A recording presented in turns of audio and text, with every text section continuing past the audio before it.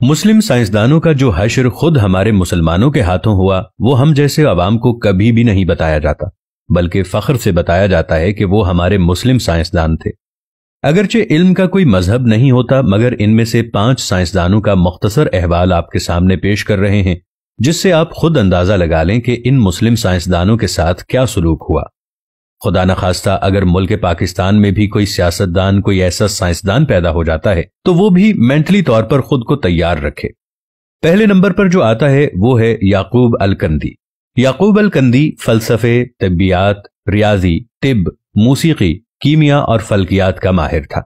अल-कंदी की फिक्र के मुखालिफ खलीफा को जब इख्तदार मिला तो उसने मुल्ला को खुश करने की खातिर अल-कंदी का कुतुबखाना जब्त कर दिया और उसको 60 बरस की उम्र में सरेआम कोड़े मारे गए।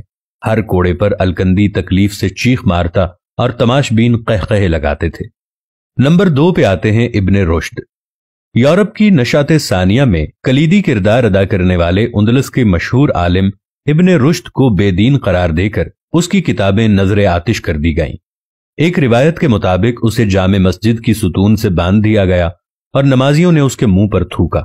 इस अजीम आलिम ने अपनी जिंदगी के आखिरी अय्याम इंतहाई जिल्लत और गुमनामी की हालत में बसर किए। तीसरे नंबर पर आते हैं इब्ने सीना। जदीद तिब के बानी इब्ने सीना को भी गुमराही का मुर्तकिब और मुर्तद करार दिया गया। मुख्तलिफ मुस्लिम हुक्मरान उसके ताक़ुब में रहे और वो जान बचाकर फिरता रहा। उसने अपनी वो किताब जो 600 साल तक मशरिक और मगरिब की यूनिवर्सिटियों में पढ़ाई गई, यानी अल कानून फी तिब, उन्होंने हालत रूपोशी में लिखी थी। चौथे नंबर पर आते हैं ज़िक्रिया अर्राज़ी। अजीम फलसफी, कीमिया दान, फल्कियात दान और तबीब ज़िक्रिया राज़ी को झूठा, मुलहिद और काफिर करार दिया गया। हाकिम वक्त ने ऑर्डर पास किया कि राज़ी की किताब उस वक्त तक उसके सर पर मारी जाए जब तक या तो किताब नहीं फट जाती या राज़ी का सर नहीं फट जाता। इस तरह बार बार किताबें सर पर मारने की वजह से राज़ी अंधा हो गया और मौत तक कभी भी वो देख नहीं सका। नंबर 5 पे आते हैं जाबिर इब्ने हय्यान।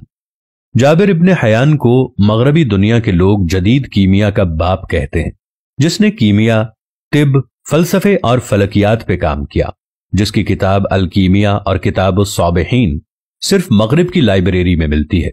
पाकिस्तान और मुसलमानों की लाइब्रेरी में ये कभी नहीं मिलेगी। जाबिर बिन हय्यान से हाकिम वक्त का इंतकामी सलूक इस हद तक था कि हुकूमत वक्त को जाबिर की बढ़ती हुई शोहरत खटकने लगी। चुनाचे जाबिर का खुरासान में रहना मुश्किल हो गया और उसकी वालिदा को कोड़े मार मार कर शहीद कर दिया गया। जाबिर अपनी किताबें और लेबॉर्टरी का मुख्तसर सामान समेटकर इराक के शहर बसरा चला गया। हमारे मुसलमान हुक्मरानों ने इन अजीम साइंसदानों का ये हाल किया और मौजूदा दौर में इस बात पर गौर करना चाहिए कि अगर कोई काबिल इंसान हो तो मुआशरा और हुकूमत उसके साथ क्या सलूक करे। और डॉक्टर अब्दुल कदीर खान के बारे में तो आप जानते ही होंगे। उनके साथ बहसीयत कौम हमने क्या किया, कैसा सलूक किया, उन्हें क्या सिला दिया।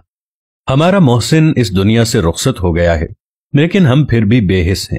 हम अपने मोहसिनों का वो हशर करते हैं कि इसके बाद दूसरा उठने वाला सर इतनी हिम्मत नहीं करता कि वो इस कौम के ऊपर, इस मुल्क के ऊपर कोई एहसान कर सके। आपकी इस बारे में क्या राय है, नीचे कमेंट्स में जरूर बताइएगा। मिलेंगे एक नई वीडियो के साथ, तब तक के लिए अल्लाह निगहबान।